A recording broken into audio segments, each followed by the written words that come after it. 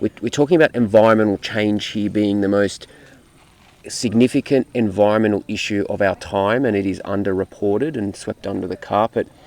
And though we can't blame the New South Wales National Parks and Wildlife Service for aiding and abating environmental change, because this was before their time with the industrialisation of the continent, post-colonisation. But now that the environment essentially is being caretaken under the National Parks and Wildlife Service Act and the Wilderness Act, and there actually being no proper recognition of MOB, apart from a few advisory committees which don't seem to be doing much on the ground, we want to talk about how the environment has changed and how it's affecting the destructive fires, how the snowpack is reducing, how the temperatures are rising. What is causing that? What has been the primary trigger or driver with the way the microenvironment in the snowy mountains is being driven? Yeah, well, it started right back in the 1900s. Thousands and thousands of acres they cleared, which was back in the day it was a magnet for the weather for the mountains, and and the snowfalls. We used to have twice as much snow from the 50s onwards. The snowfalls got less and less every year since, and it's caused because of making all the country naked and getting rid of all those big old trees which had thousands of gallons of water in them. Because we all know that water's a magnet. If you dig a well and you hit a spring, the water will fill the well up because it draws the water from all around it. That's the same with the trees and same with the landscape. We are slowly drying out this country. Even that Mother Earth, with all our minute things that grow in the ground, from trees to trees, when the little ones grow up around the trees, the bigger trees feed the little trees. That's the same with everything else. Once you break that circle, you're creating the climate to change, the rivers to drop, the country to dry out. There were water batteries for the atmosphere as well. That's right, yeah, exactly. Yeah. And all these things make a difference. Is destroying the snow gums.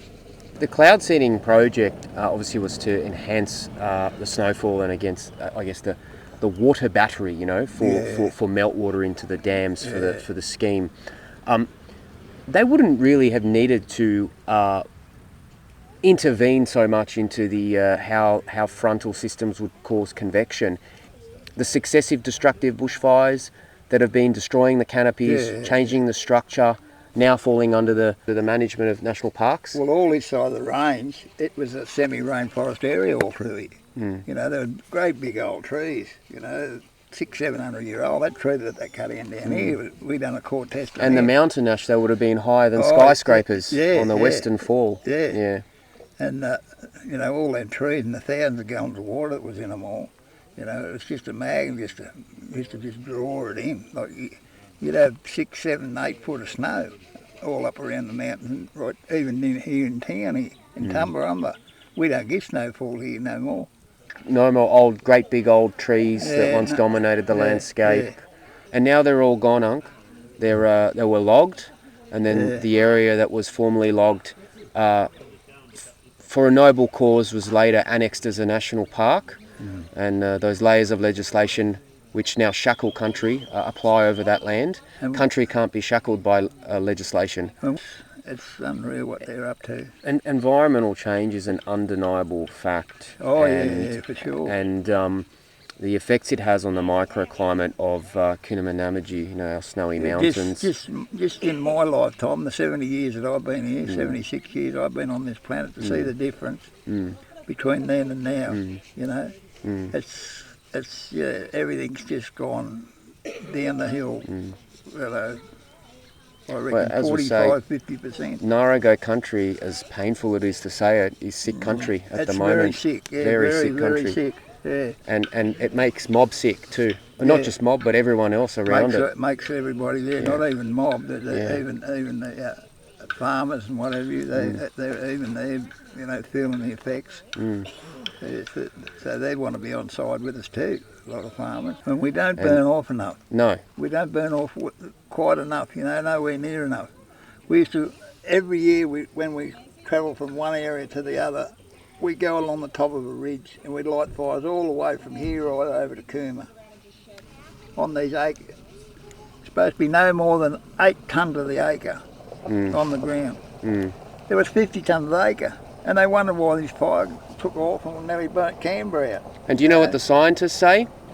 Fuel loads top out at 20 tonne per hectare, but you ask anyone from the bush to tell you that is baloney. Yeah.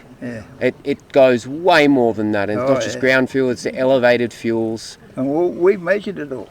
It was 50 tonne to the acre when that fire went through. Yeah. And what we supposed to have been burning off, once it got to around 8, or even less than that, we'd burn. When all the forest we used to burn, they'd let us out with a fire burner lighter.